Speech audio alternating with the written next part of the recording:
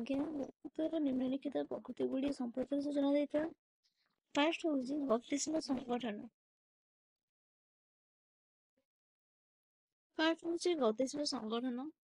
ବ୍ୟକ୍ତିତ୍ୱ ସ୍ଥିର ନୁହେଁ।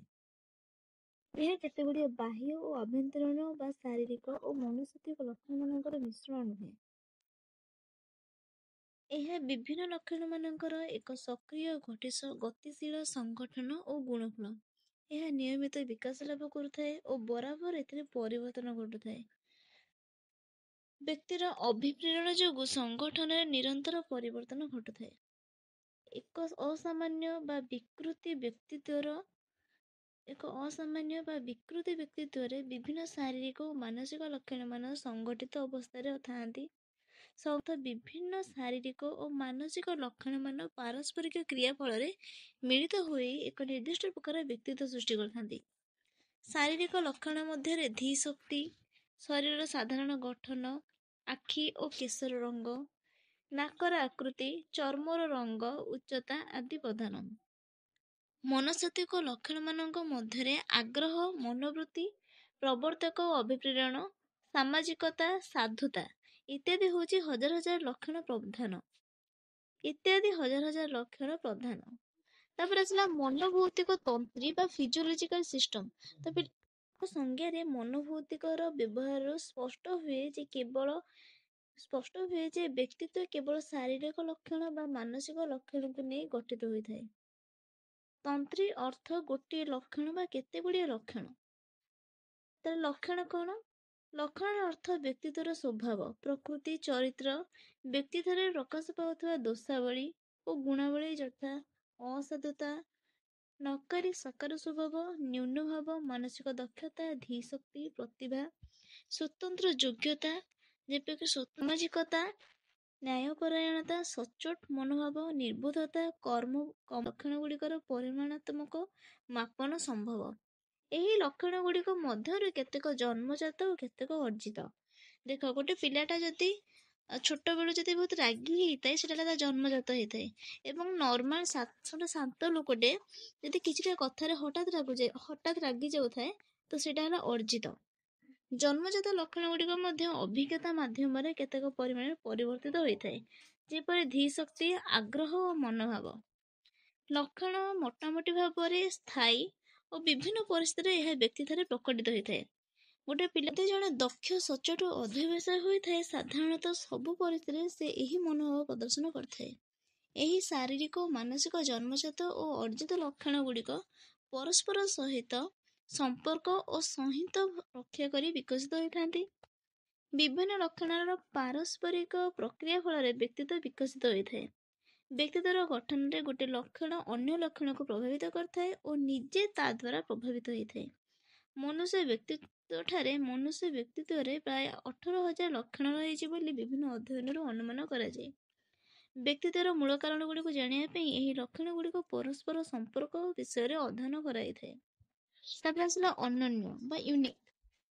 ପ୍ରତ୍ୟେକ ବ୍ୟକ୍ତି ଓ ପ୍ରତ୍ୟେକ ବ୍ୟକ୍ତିତ୍ୱ ଅନ୍ୟ ବ୍ୟକ୍ତି ଓ ଅନ୍ୟ ବ୍ୟକ୍ତି ଠାରୁ ସ୍ୱତନ୍ତ୍ର ଏବଂ ଅନନ୍ୟ।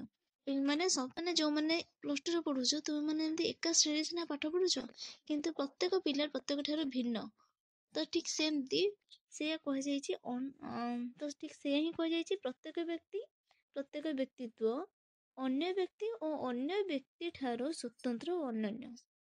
ଶାରୀରିକ ମାନସିକ ଲକ୍ଷଣ, ପରିବେଷ୍ଟନୀ ସହିତ ଉପଯୋଜନ, ପରିବେଷ୍ଟନ ମାନେ ଯାହା ଚାରିପାଖରେ, ଶାରୀରିକ ଓ ମାନସିକ କ୍ରିୟାକଳାପ ଇତ୍ୟାଦିରେ ପ୍ରତ୍ୟେକ କ୍ଷେତ୍ରରେ ଜଣେ ବ୍ୟକ୍ତି ଅନ୍ୟଠାରୁ ପୃଥକ ଅଟେ ବା ଅଲଗା ଅଟେ।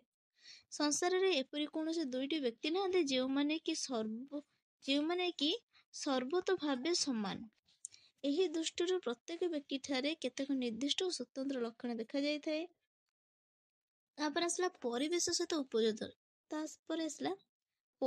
ସହିତ ଉପଯୋଜନ, ଆଡଜଷ୍ଟମେଣ୍ଟ ୱିଥ୍ ଏନଭାୟରନମେଣ୍ଟ। ମାନେ ପରିବେଶ ସହିତ ଉପଯୋଜନ ହଉଛି ତୁମେ ଏବେ ଯୋଉ ପରିସ୍ଥିତିରେ ରହୁଛ ତା ସହିତ ତୁମେ ଆଡଜଷ୍ଟ କରିକି ଚଳୁଥିବ। ତୁମ ଉପରୋକ୍ତ ସଂଜ୍ଞାରୁ ଅନୁମିତ ହୁଏ ଯେ ବ୍ୟକ୍ତିତ୍ୱ କେତେଗୁଡ଼ିଏ ଶାରୀରିକ, ମାନସିକ ଲକ୍ଷଣର ଗୁଣାଫଳ ବା ଫଳାଫଳ। ଏହି ଲକ୍ଷଣ ଗୁଡ଼ିକ ପରିବର୍ତ୍ତନଶୀଳ। ଏମାନେ ବ୍ୟକ୍ତିକୁ ପରିବେଷ୍ଟନୀ ସହିତ ଉପଯୋଜନ କରିବାକୁ ସାହାଯ୍ୟ କରିଥାନ୍ତି। ବ୍ୟକ୍ତିତ୍ୱର ମୂଳ କାରଣ ଗୁଡ଼ିକୁ ଜାଣିବା ପାଇଁ ଏହି ଲକ୍ଷଣ ଗୁଡ଼ିକର ପାରସ୍ପରିକ ସମ୍ପର୍କ ବିଷୟରେ ଅନୁଶୀଳନ କରାଯାଇଥାଏ। ବ୍ୟକ୍ତିତ୍ୱର ବ୍ୟକ୍ତିତ୍ୱର ପ୍ରକୃତି ବା କ୍ୟାରେକ୍ଟରିଷ୍ଟିକ୍ସ ଅଫ୍ ପର୍ସନାଲିଟି। ପ୍ରଥମ ହେଉଛି ପ୍ରତ୍ୟେକ ବ୍ୟକ୍ତିତ୍ୱ ଅନନ୍ୟ। ପ୍ରତ୍ୟେକ ବ୍ୟକ୍ତିର ଚରିତ୍ର ବିଭିନ୍ନ ଲକ୍ଷଣ ଗୁଡ଼ିକର ତାର ନିଜସ୍ୱ ଅଟେ। ତାପରେ ଦୁଇରେ ହେଉଛି ବ୍ୟକ୍ତିତ୍ୱର ଲକ୍ଷଣ ଗୁଡ଼ିକ ସାଧାରଣତଃ ସ୍ଥାୟୀ ହୋଇଥାଏ। ଅସ୍ଥାୟୀ ଲକ୍ଷଣ ଗୁଡ଼ିକୁ ବ୍ୟକ୍ତିତ୍ୱର ଅନ୍ତର୍ଭୁକ୍ତ କରାଯାଇପାରେ ନାହିଁ, କରାଯାଇ ନପାରେ। ବ୍ୟକ୍ତିତ୍ୱ ପରିବେଷ୍ଟନୀ ସହିତ ଗତ୍ୟାତ୍ମକ ବା ଗତିଶୀଳ ସମ୍ପର୍କ ରକ୍ଷା କରିଥାଏ। ବ୍ୟକ୍ତିତ୍ୱର ଅଧିକାଂଶ ଲକ୍ଷଣ ପାରସ୍ପରିକ ପ୍ରକ୍ରିୟାରେ ଆବଦ୍ଧ ରହି ବ୍ୟକ୍ତିର କ୍ରିୟାକଳାପ ଓ ଉପଯୋଜନକୁ ପ୍ରଭାବିତ କରନ୍ତି। ଏମାନଙ୍କ ମଧ୍ୟରୁ ମଧ୍ୟ କେତେକ ବିକାଶ ସମୟରେ ପରିବର୍ତ୍ତନ ହେଉଥାଏ।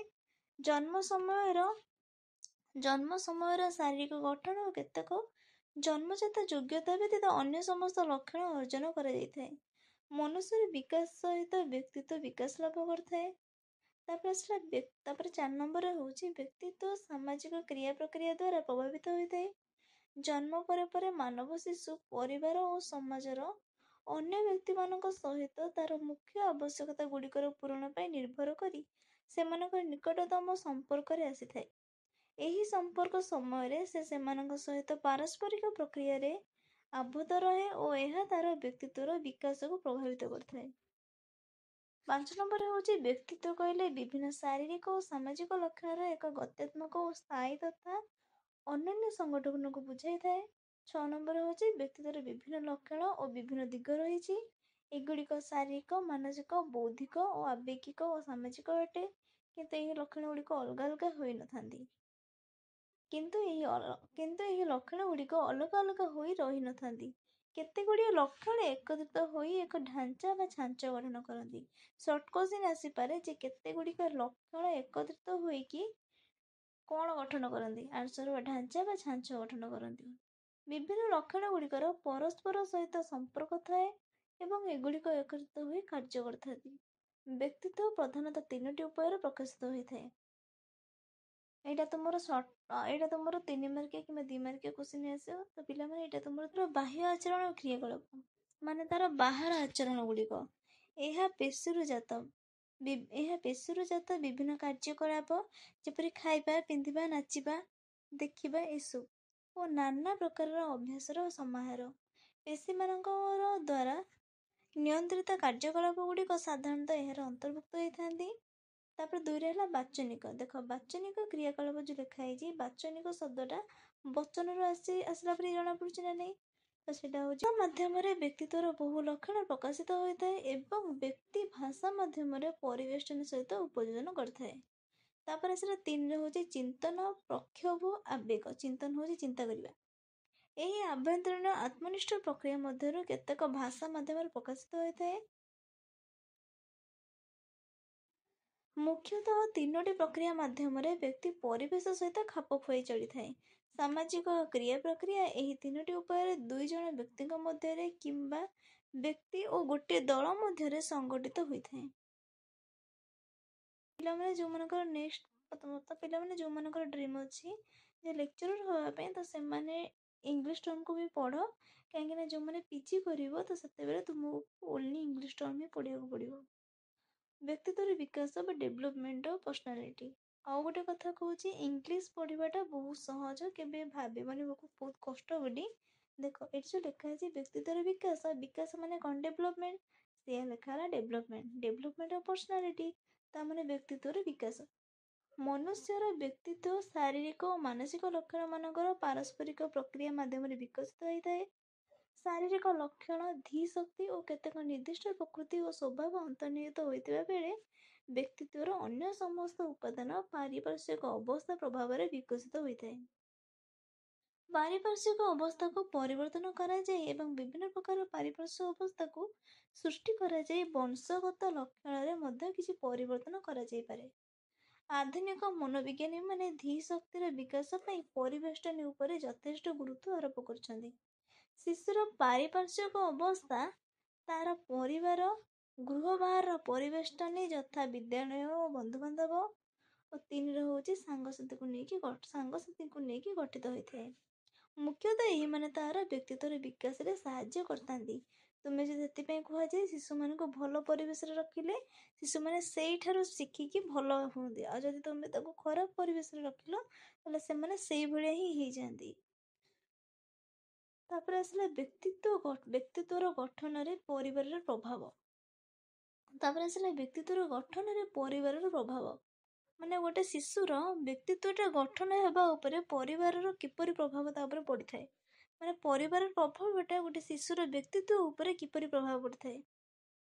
ବୈଜ୍ଞାନିକ ଫ୍ରଏଡଙ୍କ ମତରେ ଶିଶୁର ବ୍ୟକ୍ତିତ୍ୱ ବିକାଶରେ ପରିବାରର ଭୂମିକା ସର୍ବାଧିକ।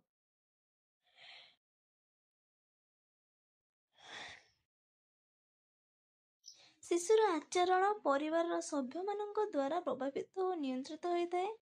ପରିବାରର ସଦସ୍ୟମାନଙ୍କର ଚାଲିଚଳନ, ଆଚାର ବ୍ୟବହାର, ରୁଚି ଓ ଆଗ୍ରହ ଇତ୍ୟାଦି ଶିଶୁ ଅନୁକରଣ କରିବା ଫଳରେ ତାର ଅନ୍ତର୍ନିହିତ ଶକ୍ତିର ଉପଯୁକ୍ତ ବିନିଯୋଗ ପାଇଁ ସେ ସୁଯୋଗ ଓ ଉତ୍ସାହ ପାଏ। ଫଳରେ ତାର ବ୍ୟକ୍ତିତ୍ୱର ବିଭିନ୍ନ ଲକ୍ଷଣମାନ ମଧ୍ୟ ଏହାଦ୍ୱାରା ପ୍ରଭାବିତ ହୋଇଥାଏ। ଶିଶୁର ସୁସ୍ଥ ଆବେଗିକ ବିକାଶ, ଧୀଶକ୍ତି, ଚିନ୍ତନ ମାନେ ଚିନ୍ତା କରିବାର ଶକ୍ତି, ଶିକ୍ଷା ଓ ଅଭ୍ୟାସ ଗଠନ ଇତ୍ୟାଦି ପରିବାର ସହିତ ପାରସ୍ପରିକ ପ୍ରକ୍ରିୟା ଫଳରେ ହୋଇଥାଏ, ଫଳରେ ବିକଶିତ ହୋଇଥାଏ। ପିତାମାତା ଓ ପରିବାରର ବିଭିନ୍ନ ସଦସ୍ୟମାନଙ୍କ ଠାରୁ ଆବଶ୍ୟକ ପରିମାଣରେ ସ୍ନେହ, ଆଦର, ଯତ୍ନ ଓ ଲାଳନ ପାଳନ ପାଇବା ଫଳରେ ତାର ବ୍ୟକ୍ତିତ୍ୱର ଉପଯୁକ୍ତ ବିକାଶ ହୁଏ। ରୁଗ୍ମ ପରିବେଶ ମଧ୍ୟରେ ବିକାଶ ଲାଭ କଲେ ଶିଶୁର ଚରିତ୍ର ଗଠନ ବ୍ୟାହତ ହୁଏ। ପୁଷ୍ଟିକର ତଥା ଉଦ୍ଦୀପକ ପରିବେଶ ପିଲାର ଶାରୀରିକ ଓ ମାନସିକ ସ୍ୱାସ୍ଥ୍ୟରେ ଉନ୍ନତି ଘଟାଇବା ସହିତ ତାର ବ୍ୟକ୍ତିତ୍ୱର ସର୍ବୋତ୍ତମ ବିକାଶ ଘଟାଇଥାଏ। ପିଲାମାନେ ଯେତିକି ଥାଉ ନେକ୍ସଟ କ୍ଲାସରେ ଆମେ ବ୍ୟକ୍ତିତ୍ୱ ଗଠନରେ ଗୃହ ବାହାରର ପରିବେଷ୍ଟନର ପ୍ରଭାବ ପଡ଼ିବା।